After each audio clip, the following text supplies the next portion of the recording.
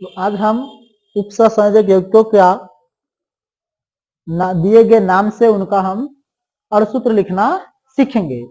उपसंयोजक यौगिक का आईयूपीएसी नाम दे देता है। प्रश्न में पूछा जाता है दिए गए यौगिक के नाम से इसका सूत्र बताइए, या इसका दिए गए यौगिक का सूत्र लिखिए। इससे कोई नाम दे दिया है, आपको दिया गया है पोटेशियम, दिया गया है potassium hexacyanoferrate third. तो ये उपसंयोजक यौगिक का नाम दिया गया है, इसका सूत्र हमको लिखना है। क्या लिखना है जी? इसका अणुसूत्र लिखना है। इस यौगिक का अणुसूत्र हमें लिखना है। तो हम अणुसूत्र जैसे नाम लिखते हैं बिल्कुल उसी का उल्टा लिखते हैं, उसी का उल्टा इसका अणुसूत्र लिखेंगे। सबसे पहले हम कोष्टक के अंदर केंद्रीय परमाणु का नाम लिखेंगे।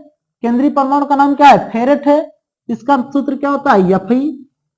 फेरस का सूत्र क्या होता है? Fe। उसके बाद हम लिगेंड का नाम लिखेंगे। लिगेंड क्या है? साइनो है, यानी सीएन साइनाइड आयन लिगेंड है। इसकी संख्या कितनी अच्छा है? तो सीएन, और इसकी संख्या कितनी अच्छा है? अब ये इसके बाहर क्या धन आयन है, ये पोटेशियम है, तो पोटेशियम का सूत्र क्या होता है? K होता है। अब इसकी संख्या कितनी है हमको पता करना है, और इसकी संख्या निकालने के लिए हम लोग फार्मूला ये हम यूज करते हैं। यहाँ पर यक्स का मान दिया है, ऑक्सीकरण संख्या है, केंद्रीय परमाणु का ऑक्सीकरण संख्या दे रखा है।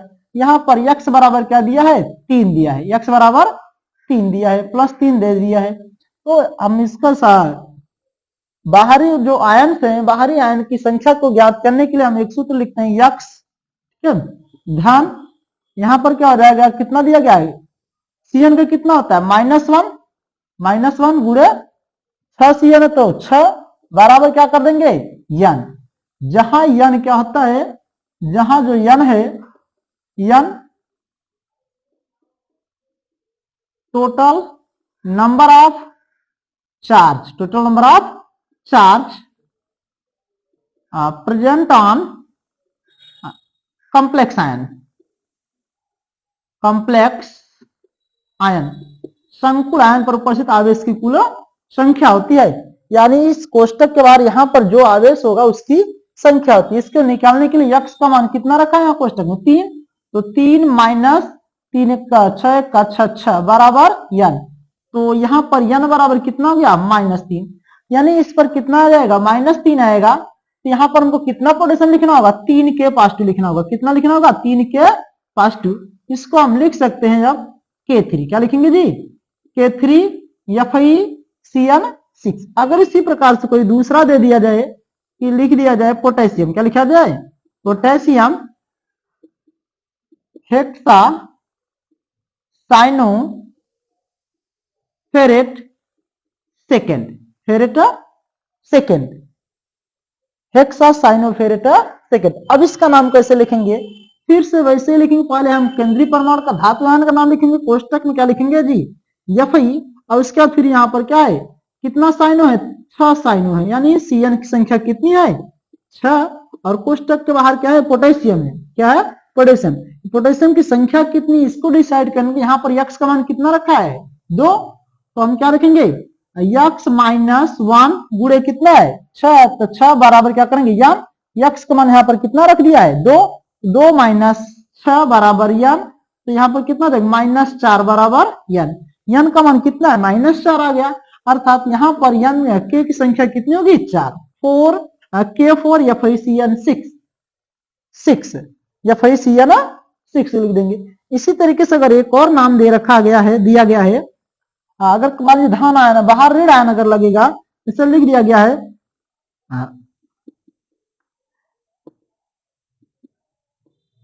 Hexa amine cobalt third chloride.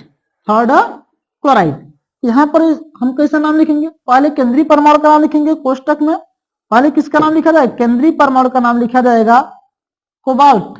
इसका संकेत क्या होता है? Cu। फिर क्या होता है? हेक्साइमिन। कितने NH3 है? 6 हैं। NH3 6। कोष्टक बंद करने। अब यहां आप देखो क्लोराइड आयन, इसकी संख्या Cl है। इसकी संख्या कैसे निर्धारित करेंगे? फिर से यही लगाएंगे हम लोग, यक्स NH3 क्या होता है, 0 होता है। NH3 कितना होता है, 0। यक्स धन 0 गुणे 6 बराबर कितना करेंगे n, यहाँ पर यक्स का मान कितना है, 3 है, तो 3 धन 0 बराबर n। यहाँ पर n बराबर कितना लिखिए, 3, अर्थात यहाँ पर हम कितना, यहाँ पर कितना पॉजिटिव आ जाएगा, यहाँ पर आ जाएगा n का मान आ गया धन 3, यहाँ पर धन 3 पॉजिटिव आ जाएगा, अर्थात Cl की संख्या कितनी लिखना होगा हमें, Cl3 लिखना होगा। कितना लिख दिए हम लोग, Cl3। अब इसी प्रकार से अगर हमको कोई और यौगिक मिल जाए, जैसे और एक से अधिक लिगेंड्स वाले मिल जाए, हम कैसे लिखेंगे इनका नाम, तो देखो और नाम लिख दिया गया है कि अब इसका आईपीसी नाम लिखना है,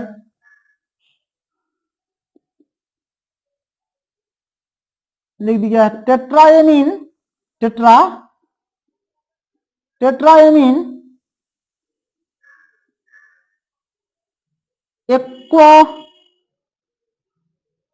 एक्वा क्लोरो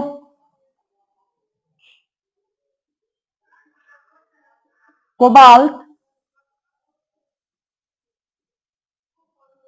थर्ड क्लोराइड।